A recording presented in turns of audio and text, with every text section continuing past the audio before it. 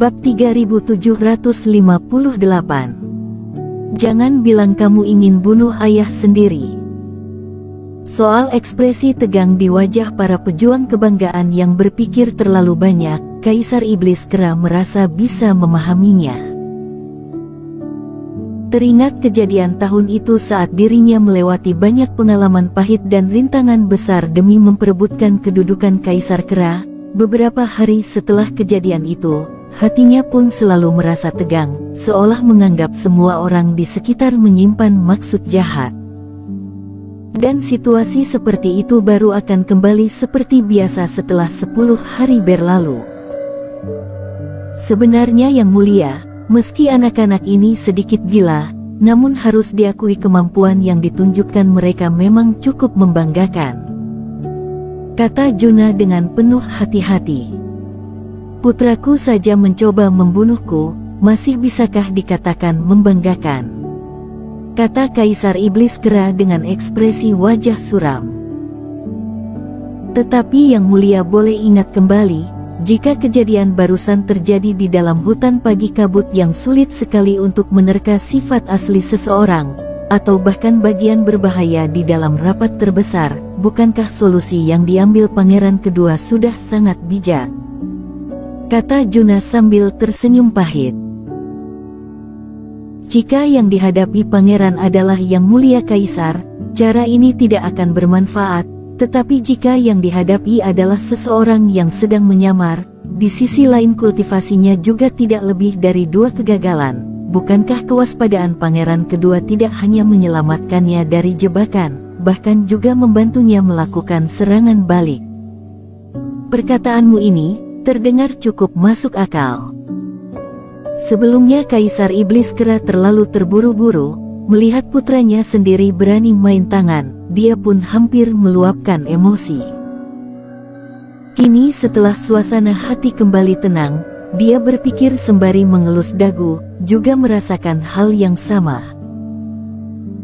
Meski cara yang dilakukan putranya terkesan sembarang, namun setelah dipikir-pikir, bermula dari timbul rasa curiga dalam hati mereka, lalu bisa memikirkan solusi dengan tenang, hingga mendadak mengambil aksi. Serangkaian proses itu sama sekali tidak terasa aneh.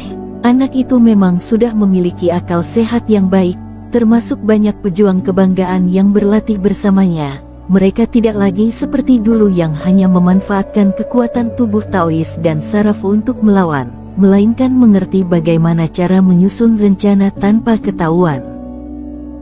Dan Yang Mulia, bukankah inilah yang kamu harap Erik Kin lakukan?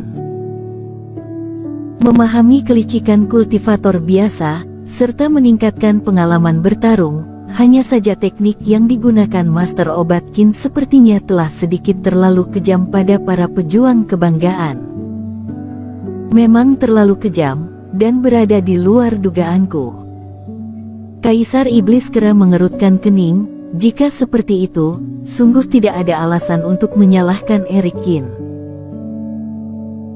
Bagaimanapun juga, saat itu Erik berinisiatif menanyakan seberapa tinggi ujian yang boleh diberikan, dan dirinya memang menjawab, para generasi muda tidak akan berhasil jika tidak diberi latihan yang keras. Dirinya juga mengizinkan Erik Kin untuk menyusun pelajaran yang sulit dan tidak perlu merasa ragu.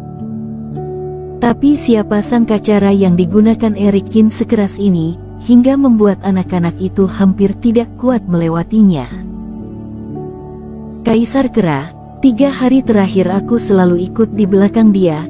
Cara Erik Kin melakukan segala sesuatu memang sangat serius. Dia mengajari pejuang kebanggaan klan Kera dengan bersungguh-sungguh. Kata Juna menambahkan kalimat yang berasal dari lubuk hati terdalam. Dia adalah orang yang menyaksikannya secara langsung. Dia tahu berapa besar usaha yang telah Erik Kin lakukan. Maka dari itu dia tidak berharap Kaisar Kera salah paham terhadap Erik Kin. Jika memang seperti yang kamu katakan, berarti aku harus memujinya, kata Kaisar Iblis Kera dengan sedikit kewalahan. Saat keduanya sedang bicara, masuk seseorang berwajah pucat dari luar istana. Lapor Kaisar Kera, Ada masalah besar. Di dalam tempat perdagangan, Ketua Organisasi Rahasia Siluman turun tangan menangkap Putri Xaviera dan Putri Mulyani dari klan Rubah. Setibanya di dalam istana, orang itu langsung berlutut dengan satu kaki sembari menyampaikan laporan dengan cepat, seketika membuat seisi istana terkejut. Apa? Kaisar Iblis keras spontan berdiri dengan suasana hati kaget. Sebelumnya dalam rapat 3 kaisar, organisasi rahasia siluman juga menjadi topik pembicaraan. Tak disangka mereka akan muncul dalam waktu yang sangat singkat. Dan ternyata yang menjadi sasaran mereka adalah putri dari 2 klan. Putriku yang malang itu baru saja sadarkan diri, malah ditangkap pergi begitu saja. Jika sungguh dibawa masuk ke dalam organisasi rahasia siluman, maka masalah akan menjadi sangat besar. Di mana Erikin? Bukankah Xaviera dibawa pergi olehnya? Mendengar kata Christian Liu yang berhasil melarikan diri, memang terlihat seorang kultivator biasa, yang memecahkan rintangan di tengah perjalanan, membuat mereka berempat jatuh dalam hutan liar. Hanya saja Christian Liu melarikan diri menggunakan teknik rahasia rubah bayangan, tidak tahu jelas bagaimana keadaan 3 orang yang tersisa. Dengar-dengar Kaisar Rubah dan Kaisar Beruang juga sedang menyelidiki masalah ini, kata pembawa laporan sambil menyeka keringat di kening. Putri dari 2 klan iblis besar telah ditangkap, tentu saja dianggap sebagai masalah besar. Badan Kaisar Iblis Kera sedikit bergoyang, seketika meninggalkan ruang utama istana itu. Tidak lama kemudian, di sebuah lahan liar yang penuh dengan kabut, 3 Kaisar Iblis dengan kultivasi fase penilaian 3 penurunan sedang melayang sejajar di atas langit. Tidak jauh di hadapan mereka, di sebuah area yang dipenuhi cahaya terang, cahaya Reiki berkilau tiada henti. Dan di area yang membatasi rapat terbesar dengan dunia luar itu, terlihat energi darah yang melimpah. Sungai-sungai kecil berwarna merah segar terbentuk di sepanjang permukaan tanah, sembari mengeluarkan bau amis darah di udara. Hawa putriku langsung pudar setelah tiba di sini, kata Kaisar Rubah sambil menyimpan benda berharga yang melayang di depannya. Dia dan Putri Xaviera seharusnya tidak dibawa pergi, melainkan masuk ke dalam hutan pagi kabut, kata Kaisar Iblis Kera sambil menghela nafas lega setelah memeriksa. Apakah semua ini dilakukan oleh manusia itu? Kata Kaisar Beruang dengan nada datar. Seharusnya begitu, sebelumnya kami sempat melihat jejak formasi yang tidak hancur sepenuhnya. Juga terlihat racun-racun yang ditinggalkan dari tubuh iblis monster. Semua ini adalah teknik yang paling sering digunakan oleh bocah Qin, kata Kaisar Iblis Kera dengan sangat yakin.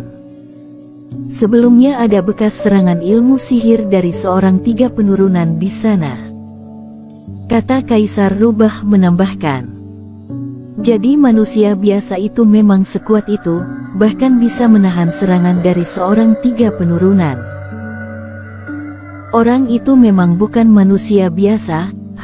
Sebelumnya kalian sempat menertawakanku tidak mampu menjaga kolam peri milik sendiri, dan mengatakan semua kekacauan disebabkan oleh orang itu, jawab Kaisar Iblis Kera dengan nada berat. Saat ini hatinya pun merasa kaget. Bisa-bisanya Erikin membawa putrinya ke dalam hutan pagi kabut. Anak itu sungguh tidak pernah bisa diam, baru saja meninggalkan klan Kera, kini malah membawa pergi Putri Xaviera, sekaligus membawa pergi putri dari klan Rubah. Kaisar Rubah dan Kaisar Beruang sedikit merasa kaget, keduanya saling menatap selama beberapa saat. Anak dari wilayah asing itu memang memiliki kemampuan tinggi. Dia tahu bagaimana cara memanfaatkan iblis monster untuk menentukan arah. Seharusnya tidak akan menjumpai bahaya saat masuk ke dalam hutan pagi kabut. Hanya saja seharusnya mereka belum tahu bahwa energi bintang fajar di dalam hutan kali ini berkurang setengah kali lipat, dan tempat yang mereka tuju sepertinya termasuk area paling berbahaya di dalam hutan. Setelah tahu putrinya tidak dibawa pergi oleh organisasi rahasia siluman, Kaisar Kera dan Kaisar Rubah pun merasa lebih lega. Namun setelah dipikir-pikir, tetap saja ada kesulitan di depan mata. Hanya saja mereka juga tidak bisa masuk untuk memberi bantuan, semua tergantung nasib. Di dalam hutan yang penuh dengan kabut dan tidak terlihat ujung itu, Erikin tengah melihat ke berbagai sisi. Apakah aku sudah berada di dalam hutan pagi kabut? Saat berjalan melewati cahaya terang itu, dirinya langsung diseret paksa oleh ruang, hingga tiba di tempat itu. Hawa dari tubuh Lela Yuan dan Mulyanihu yang masuk bersamanya pun sama sekali tidak terasa lagi. Ditarik secara paksa oleh ruang, seharusnya organisasi rahasia siluman tidak akan lanjut mengejar. Dengan begitu Lela dan Mulyani pun tidak akan bahaya, kata Erik sambil berpikir keras. Hutan itu berukuran sangat besar, jika berhasil masuk, organisasi rahasia siluman pun akan kesulitan dalam mencari keberadaan mereka bertiga. Dan cincin ini, sebenarnya apa maksudnya? Setelah memastikan keadaan sudah aman, Erikin terbang ke atas semua pohon besar, duduk bersila di sebuah dahan, lalu melihat sekilas jari telunjuk di tangan kanan. Bersambung.